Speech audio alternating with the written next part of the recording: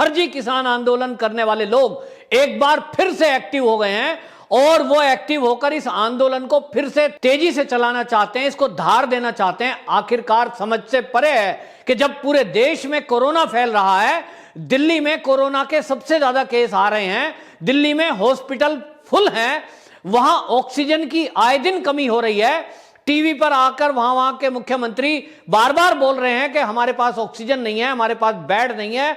ऐसे में पंजाब से ये किसान आंदोलन फिर दिल्ली की तरफ कूच क्यों कर रहे हैं और इसके पीछे साजिश क्या है, मैं आपको बताऊं। आपको ध्यान होगा कि जब यह किसान आंदोलन शुरू हुआ था तो यह पंजाब से शुरू हुआ था और इसके पीछे दिल्ली पुलिस और बाकी जो हमारे जांच एजेंसियां हैं, गुप्तचर विभाग है, उन्होंने बाकायदा इनकी पड़ताल की थी और यह पता लगाया था कि आखिरकार इन सबके पीछे कौन है।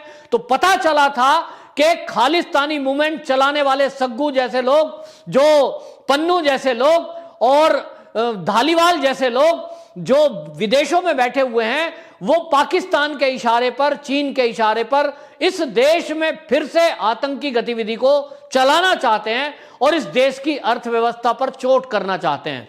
इसीलिए ऐसे खुलासे हुए थे कि ये सारे लोग जो बैठे हुए हैं, चीन पैसा दे रहा है पाकिस्तान को और पाकिस्तान दे रहा है खालिस्तानी मूवमेंट चलाने वालों को, और वो हवाला के जरिए कुछ किसान नेताओं को, तथा कथित किसान नेताओं को वो पैसे दे रहा है और उनसे कह रहा है कि तुम किसी भी तरह दिल्ली को घेरो, सरकार को ब्लैकमेल करो और कोशिश करो कि दिल्ली की सरकार आपके ऊपर बल प्रयोग करे ताकि पंजाब में होने वाले चुनाव के टाइम पे इस केंद्र सरकार को बदनाम किया जा सके और उसके पीछे हमारे जो वामपंथी दल हैं उनकी सरकार, उनकी सोच वालों की सरकार पंजाब में बन सके। इस सारे आंदोलन को लेकर जब शुरुआत हुई उस टाइम कुछ लोग इसमें असली किसान भी जुड़े थे, लेकिन जब खुलासा हुआ कि इसके पीछे खालिस्तानी हैं तो वो लोग अपने अपने घरों को लौट गए। लेकिन अब फिर से उस आंदोलन को धार दी जा रही है और आपको बताएं कि पंजाब से हजारों किसानों का जत्था,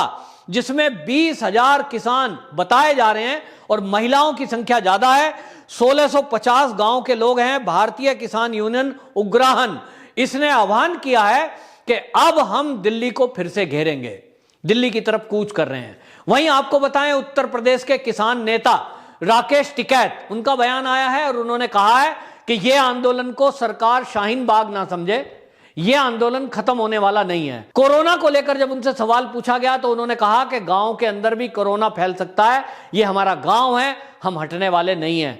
एक बयान आया और उन्होंने कहा कि दिल्ली में सरकारें अलर्ट रहे, हॉस्पिटलों को तैयार रखे, यदि यहां किसान आंदोलन में किसी को कोई दिक्कत होती है तो इसकी जिम्मेदारी केंद्र को होगी, क्योंकि केंद्र हमारी मांग नहीं मान रहा है। सवाल यह उठ रहा है कि इस टाइम में जब पूरा देश इस कोरोना की महामारी से जूझ रहा है, देश के कई राज्य, वहां स्वास्थ्य की चिकित्सा प्रणाली वो चरमरा गई है, हॉस्पिटलों में जगह नहीं है, सरकार लॉकडाउन लगाने को मजबूर है, सरकार बंदिशें लगा रही है कि कोई मुंह पे मास्क नहीं लगाएगा तो उसका 2,000 रुपए का चालान, अगली बार 10,000 का चालान।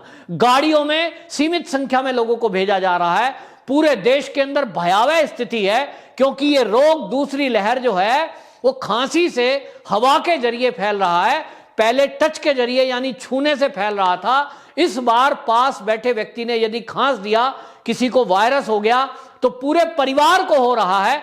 ऐसे में डॉक्टरों का कहना है कि यदि आप किसी मरीज के टच में आते हैं, उसके आसपास रहते हैं, इर्द गिर्द रहते हैं, तो आपको भी हो सकता है और लगातार मौत का आंकड़ा बढ़ता जा रहा है। शमशान घाट में लाशों को जलाने की जगह नहीं है। ऐसे में ये किसान दिल्ली की तरफ कूच क्यों कर रहे हैं, ये दिल्ली को घेर कर क्यों बैठना चाहते हैं? तो आपको बता दूं, इसके पीछे बहुत गहरी साजिश है और यह साजिश है चीन की।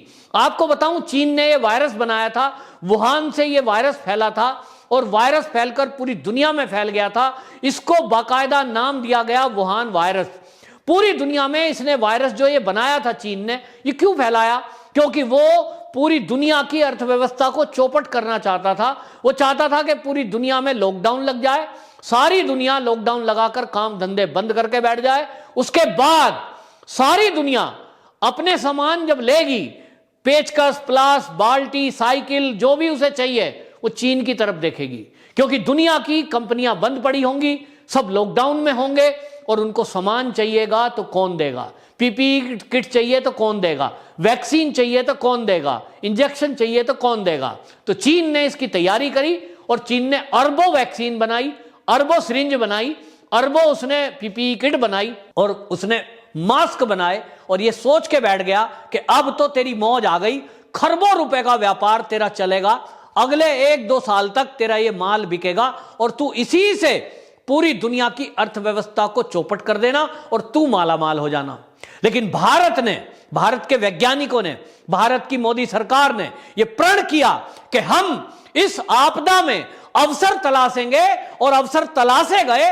लघु उद्योग वालों को, यहां तक कि सेना को, सुरक्षा बलों को, घर घर में ये एनजीओ को आदेश दिया गया कि इस अवसर को, इस मौके पर, आपदा के समय में सब आगे आएं और कोशिश करें मिलकर इस लड़ाई से लड़ें। तो देश के वैज्ञानिकों ने वैक्सीन बनाई, देश के वैज्ञानिकों ने, डॉक्टरों ने दवाइयां खोज ली, देश के लोगों ने, लघु उद्योग वालों ने पीपीई किट खुद की बना दी, मास्क घर घर में बनने लगे और इसलिए चीन को करारा झटका लगा। लेकिन अब आपको मैं बता दूं, ये राजनीति वाले लोग जो चीन के एजेंट, चीन के पिट्ठू हमारे देश में बैठे हैं, इनको यह सहन नहीं हुआ और चीन ने कहा कि कुछ करो, ऐसा कुछ करो कि होकार मचे और ये सरकार जो मोदी सरकार है ये इमरजेंसी में चीन की वैक्सीन खरीदने को मजबूर हो जाए, चीन से ऑक्सीजन मंगाए, चीन से दवाई मंगाए।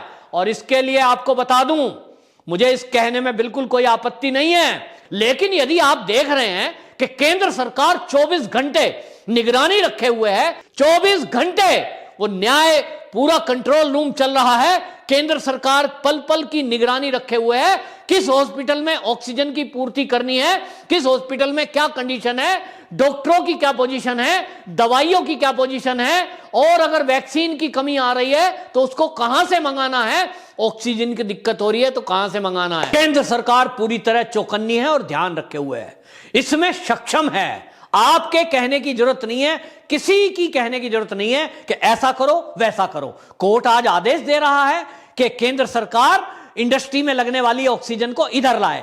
अरे भैया, आपने आदेश करें उसके पहले यह काम हो चुका। केंद्र सरकार सभी राज्यों के जो भी प्लांट हैं उनको आदेश दे चुकी है ऑलरेडी कि वो जो ऑक्सीजन इंडस्ट्रियल यूज हो रही थी उसको पहले मेडिकल सप्लाई की जाए। सब राज्यों में अलर्ट घोषित हो चुका है, सबको कहा जा चुका है। लेकिन यह सब चल रहा है क्यों? क्योंकि चीन में बैठा हुआ कोई, उसके एजेंट जो भारत में बैठे हैं उनको एक्टिव कर दिया गया है और उनको कहा गया है कि पैनिक क्रिएट करो, अफरा तफरी मचाओ, भय का माहौल बनाओ, खूब लाशों को दिखाओ और यह तैयार कर दो पूरे मीडिया के जरिए कि भारत के अंदर इस समय महामारी इतनी फैल गई है कि लोग मर रहे हैं, तो लाशों के अंबार दिखाए जा रहे हैं, हॉस्पिटल के सीन दिखाए जा रहे हैं, जबकि कोई नहीं दिखा रहा कि यदि 1 लाख मरीज आज कोरोना के नए आए तो उसमें 90,000 ठीक होकर के अपने घर गए। कितने इस वैक्सीन से ठीक हुए, कितने हमारे भारत के डॉक्टरों ने ठीक करके घर भेज दिए, इसको कोई नहीं बता रहा। क्योंकि यदि ऐसी रिपोर्टिंग कोई रिपोर्टर करेगा, कोई चैनल ऐसा दिखाएगा कि हमारे जितने अस्पताल हैं उसमें 1 लाख मरीज आए, 90,000 तो ठीक हो गए, ये 90,000 किसने ठीक करे? हमारे देश के डॉक्टरों ने, हमारे देश के फार्मा मेडिकल वालों के दवाई से हुए हैं। लेकिन ऐसा नहीं दिखाना, हमें तो नेगेटिव रिपोर्ट दिखानी है, क्योंकि अफरा तफरी कैसे मचेगी, आफतबाजी कैसे मचेगी? चीन को हमारी सरकार कैसे ऑर्डर देगी? दवाई का ऑर्डर तब देगी जब अफरा तफरी दिखाई जाएगी। और इसलिए मोदी जी ने आह्वान किया था बड़े प्यार से कि भय का माहौल क्रिएट मत करना, भ्रम मत फैलाना। लेकिन हमारे देश के ये लोग जो यहां बैठे हुए हैं, पिट्ठू कांग्रेस के, ये भय और भ्रम दोनों फैलाने में लग चुके हैं। इनकी पूरी टीम एक्टिव हो गई है। इसी टीम में एक टीम लगी है खालिस्तानी एजेंटों की, जो यहां दिल्ली के बॉर्डर को घेरेंगे, यहां बैठेंगे और कोरोना तो फैलना है ही, लाशों के अंबार लगेंगे, क्योंकि ये हॉस्पिटलों में जाके भीड़ बढ़ाएंगे। और हॉस्पिटलों में जब भीड़ बढ़ाएंगे तो इलाज किनका होगा? पंजाब के आए हुए 20,000 जो लोग यहां आ रहे हैं, ये जो यूपी से खदेड़ खदेड़ करके भर भर के ट्रॉली में राकेश टिकैत यहां ला रहे हैं, तो दिल्ली में भीड़ लगेगी। और लेकिन केजरीवाल ने तो तय किया हुआ है कि ये जो किसान आंदोलन के नाम पे लोग आ रहे हैं, मैं तो इनको हलवा पूड़ी खिलाऊंगा, मैं तो इनको बॉर्डर पे स्वागत करूंगा, मैं तो इनके लिए टेंट लगाऊंगा, मैं तो इनके लिए गद्दे बिछाऊंगा। क्यों? क्योंकि केजरीवाल जी को फर्क नहीं पड़ता कि दिल्ली में दिल्ली वालों को इलाज मिले या ना मिले। उनको तो इस बात से फर्क पड़ता है कि ये जो आंदोलनकारी हैं, पहले इंजेक्शन इनको लगे, पहले दवाई इनको मिले, पहले ऑक्सीजन इनको मिले। क्यों? क्योंकि पंजाब में जब कल को चुनाव होंगे तो केजरीवाल जी मंच पे खड़े होकर कहेंगे, देखो किसान आंदोलन में 20,000 लोग आए थे, मैंने ऑक्सीजन पहले उनको दी, दिल्ली वालों को मरने दिया। ये देखिए मेरा कमाल, पहले मैंने गद्दे आपको दिए, इंजेक्शन आपको लगाए, वैक्सीनेशन कराया पहले, ये कराएंगे पक्का। राकेश टिकैत ने कराया ना? राकेश टिकैत रहने वाले कहां के हैं? बागपत के। इंजेक्शन कहां लगवाया? गाजियाबाद में। भीड़ कहां बढ़ाई? चाहे एक था लेकिन भीड़ तो बढ़ी ना गाजियाबाद में। इसी तरह ये लेके बैठे हैं, सोच के बैठे हैं, चीन ने कहा कुछ करो तो रोग बढ़ाओ, बीमारी बढ़ाओ। पंजाब के लोग आके धरना देंगे दिल्ली में, यूपी के लोग धरना देंगे राकेश टिकैत के साथ गाजीपुर बॉर्डर पे, और फिर जब कोरोना हो जाएगा वो अपने गांव में जाएंगे तो ये गांव में रोग फैलाएंगे। बागपत, बड़ौद, सहारनपुर, मुजफ्फरनगर, शामली, पूरी यूपी का ये बेल्ट अभी भी कोरोना से ग्रसित नहीं है।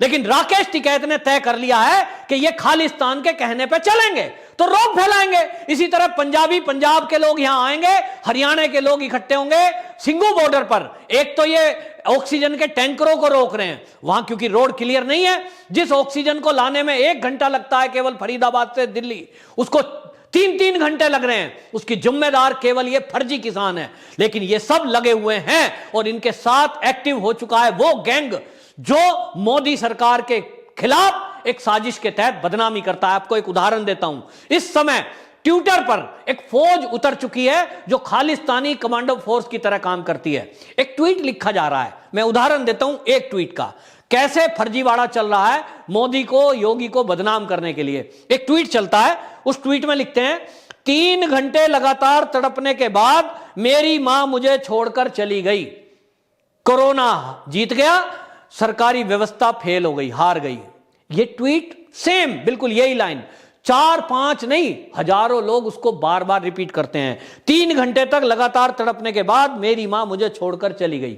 यही लाइन कितने लोगों ने ट्वीट करी, मैं उदाहरण देता हूं। अमन पटेल दूसरा लिखता है इसी लाइन को, बादशाह अंकित पांडे, एक और व्यक्ति है शोएब, एक और व्यक्ति है अनुराग वर्मा, ब्रैकेट में लिखता है पटेल। आप नाम से खोजना, इनके सेम ट्वीट मिलेंगे, यानी कॉपी पेस्ट। एक गैंग चलाया जा रहा है, एक कंट्रोल रूम से बाकायदा मोदी और योगी को बदनाम करने की साजिश की जा रही है। एक ही ट्वीट को रीट्वीट और कॉपी पेस्ट करके उसी लाइन को, जैसे टूल किट में यह तय हुआ था कि आपको कब कब ट्वीट करना है, कब कब क्या भाषण देना है, बिल्कुल तय है। तो यह तय कर दिया गया कि आपको यह ट्वीट करना है। आप देखेंगे प्रियंका गांधी और राहुल गांधी सेम ट्वीट कर रहे हैं, क्योंकि उन्हें वैक्सीन पे सवाल उठाने की जिम्मेदारी दी गई है। तो वो वैक्सीन पे जिम्मेदारी पे सवाल उठाएंगे, वो ऑक्सीजन में हड़बड़ाएंगे ताकि केंद्र सरकार जल्दीबाजी में चीन को ऑर्डर कर दे। उनकी इच्छा यह है कि चीन की कंपनी को ऑर्डर कर दे। तो महाराष्ट्र की सरकार से शुरुआत हो चुकी है, उन्होंने तय कर दिया कि हम तो चीन का मंगाएंगे साहब, भारत की वैक्सीन नहीं लगवाएंगे लेकिन चीन को ऑर्डर करेंगे। इसी तरह ये चाहते हैं कि केंद्र पे दबाव बनाए, मरीजों की संख्या बढ़वा दें। इसी तरह आंदोलन कर करके पंजाब वाले पंजाब में जाकर बीमारी बढ़ाएंगे, वे हरियाणा लौटेंगे तो हरियाणा में रोग बढ़ेगा, और राकेश टिकैत जी के सहयोग से पूरी यूपी के किसानों को वो धरने में बुलाते रहेंगे और फिर उनको भेजते रहेंगे, तो पूरी यूपी में कोरोना फैलाएंगे। और तब जब फैल जाएगा फिर ये कहेंगे भाई सरकारें कुछ करो, ऑक्सीजन मंगाओ, देश की ऑक्सीजन कम हो गई तो क्या करो, चीन से मंगा लो, पड़ोसी है। ये दबाव बना रहे हैं।